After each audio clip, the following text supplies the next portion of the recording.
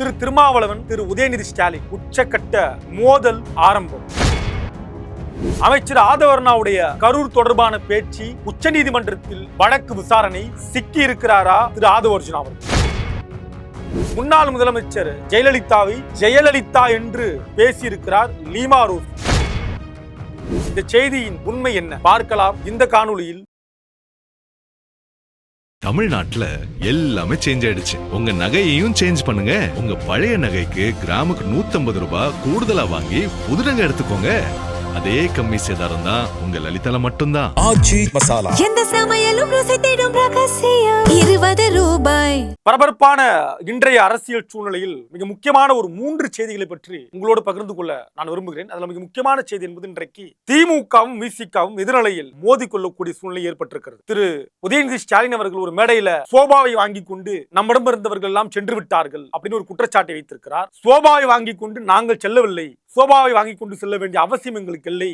விசிகாவுடைய தலைமையை அவதூறு செய்வது, தலைமையை பலவீனப்படுத்துவது என்கிற வேலையை அவர்கள் செய்கிறார்கள். யாரை? திமுகவை என்று நேரடியாக அவர் அப்படித்தான் பதிவு செய்திருக்கிறார். திமுக இந்த வேலையை செய்கிறது என்று. இப்படி உச்சக்கட்ட மோதல் போக்கு இன்றைக்கு விசிகாவுக்கும் திமுகவுக்கும் தொடங்கி இருக்கிறது. கதகதப்பா இருக்கு அரசியல்ல. இன்றைக்கு திமுகவும் விசிகாவும் சமூக வலைத்தளங்கள்ல நேருக்கு நேராக சண்டை போட்டு கொண்டிருக்கிறார்கள். அதை பற்றி தான் நம்ம பேசிருக்கோம். கடந்த காலங்கள்ல இரட்டை குழல் திமுகவும் விசிகாவும் ஒரு இரட்டை குழல் துப்பாக்கி என்பது போல எல்லாம் மேடையில எடுத்து காட்டி பேசியதெல்லாம் உண்டு. தற்போது எதிர்நிலையில் விசிகாவும் திமுகவும் நிற்பதையும் நம்மால் பார்க்க முடிகிறது. இதுல திமுகவுடைய தரப்பில் இருந்து சொல்லக்கூடிய மிக முக்கியமான ஒரு செய்தி என்பது, நாங்கள் சொல்லிதான் விசிகா இன்றைக்கு ஆதரவு கொடுத்திருக்கிறது, நாங்கள் சொல்லிதான் மற்ற கட்சிகள், இஸ்லாமிய கட்சிகளும் 2 தோழமை அமைப்புகளும், அதாவது 2 கம்யூனிஸ்டுகளும் இன்றைக்கு இருக்கக்கூடிய தாவேகாவுக்கு ஆதரவு கொடுத்திருக்கிறார்கள். அதாவது திமுக சொன்னதின் அடிப்படையில விசிகாவும் கம்யூனிஸ்டுகளும்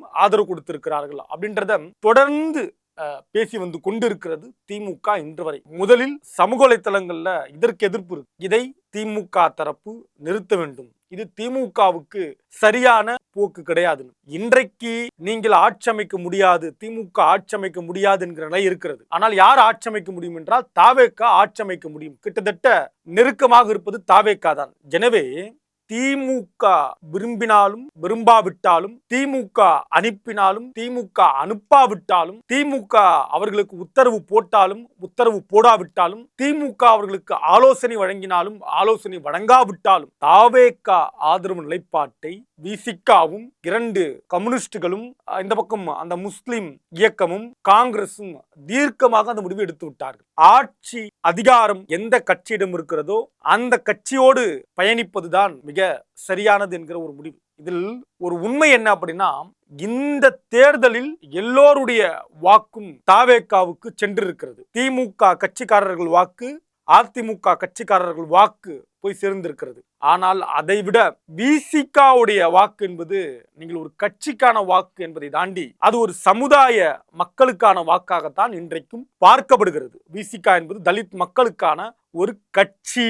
பல அமைப்பு இருக்கு, பல கட்சி இருக்கு தலித் மக்களுக்கு. ஆனாலும் கூட விசிகா என்பது தலித் மக்களுக்கான கட்சி என்று பார்க்கப்படுவதுதான் இன்றைக்கு கலை யதார்த்தம். நம்ம அந்த ஒப்பீட்டில் அவரை நிப்பாட்ட முடியாது, நிப்பாட்டக்கூடாது. ஆனாலும் களம் என்னவாக இருக்கிறதுனா அப்படி இருக்கு. அந்த நிலையில இன்றைக்கு விசிகாவுடைய வாக்கு வங்கி, தலித் மக்களுடைய வாக்கு வங்கி பெரும்பாரியாக, அதாவது 50% 60% மேலேயே பெரும்பாரியான வாக்கு வங்கிகளை தாவேகா கைப்பற்றி இருக்கிறது. எப்படி கிறிஸ்தவர்களுடைய வாக்கு மாறி இருக்கிறதோ, ஓரளவுக்கு இஸ்லாமிய இளைஞர்களுடைய வாக்கு மாறி இருக்கிறது, ஓரளவுல பெரிய லெவல இஸ்லாமிய இளைஞர்கள் வாக்களித்திருக்கிறார்கள் தாவேகாவுக்கு என்கிற அடிப்படையில விசிகாவுடைய வாக்கு, தலித் மக்கள் வாக்கு மாறி இருக்கிறது. எனவே இதையெல்லாம் கருதி விசிகா இந்த முடிவு எடுத்திருக்கிறது. எனவே சோபா என்கிற விமர்சனம், ஓரளவுக்கு அரசியல் ரீதியான விமர்சனத்தை வைக்கலாம், பேசலாம். ஆனால் நாங்கள் சொல்லி அவர்கள் சென்றார்கள் என்பது 60 நாள் ஆகிவிட்டது, இனி அது எடுபடாது. ஒன்று.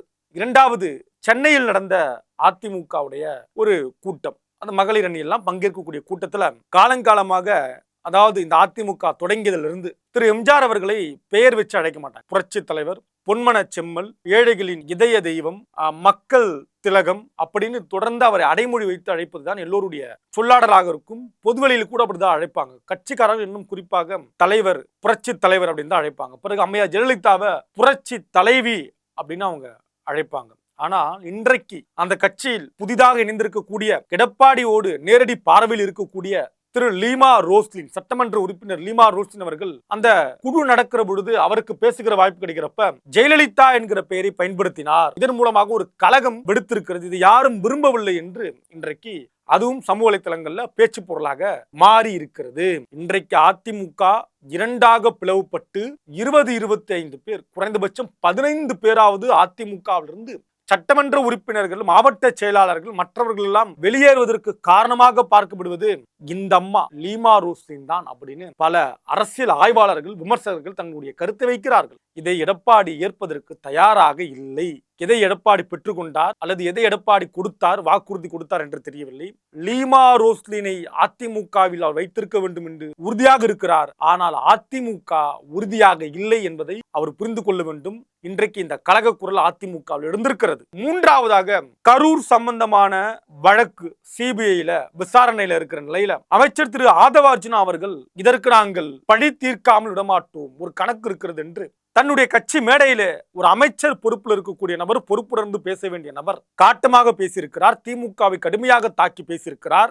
அன்றைய திமுக அரசினுடைய காவல்துறை உதவியோடு நடந்திருக்கக்கூடிய மிகப்பெரிய சம்பவம், ஒரு கொலை சம்பவம், பழி திமுக மீதுதான் விழுந்திருக்கிறது என்றெல்லாம் மேடையில பேசியிருக்கிறார். நேரடியாக அன்றைக்கு நடந்த அந்த சம்பவம் ஒரு கொலை சதி. இதில் திமுக அரசும், திமுக திரு ஸ்டாலின், உதயநிதி ஸ்டாலின், அன்றைய காவல்துறை எல்லோருக்கும் தொடர்பு இருக்கிறது என்று மேடையில் அவர் பேசிய பேச்சு இன்றைக்கு சிக்கலாக மாறி இன்றைக்கு அது உச்சநீதிமன்றத்தில் விசாரணைக்கு எடுத்துக் கொள்ளப்படுவதற்கான பட்டியலில் வந்திருக்கிறது. விசாரணை எடுத்துக் கொள்ளப்பட போகிறது. ஒரு அமைச்சராக இருந்து அவர் பேசிய இந்த பேச்சு தாவேகாவுக்கு நெருக்கடி கொடுத்திருக்கிறது. தாவேகாவில் இருக்கக்கூடிய மற்ற இரண்டாம் கட்ட தலைவர்கள், விஜய்க்கு கீழே இருக்காங்க இல்லையா, இரண்டாம் கட்ட தலைவர்கள் எல்லாம் ஆதவர்ஜுனா மீது கோபமாக இருக்கிறார்களாம். என்ன நடக்கிறது என்பதை பொறுத்திருந்து பார்க்கலாம். நன்றி, வணக்கம். இன்றைய கிங் செய்திகளை வழங்குவோர் அதிக மசாலா, அதிக சுவை, ஆச்சி மசாலா. உங்களுடைய பழைய நகைகளை எக்ஸ்சேஞ்சில் மாற்றி புதிய நகைகளுக்கு கூடுதலாக கிராமுக்கு 150 ரூபாய் பெற லலிதா ஜுவல்லரி. தமிழ்நாட்டுல எல்லாமே சேஞ்ச் ஆயிடுச்சு. உங்க நகையையும் சேஞ்ச் பண்ணுங்க. உங்க பழைய நகைக்கு கிராமுக்கு 150 ரூபாய் கூடுதலா வாங்கி புது நகை எடுத்துக்கோங்க. அதே கம்மி சேதாரம் தான் உங்க லலிதால மட்டும்தான். எந்த சமையலும் ருசி தேடும் ரகசியம் 20 ரூபாய்.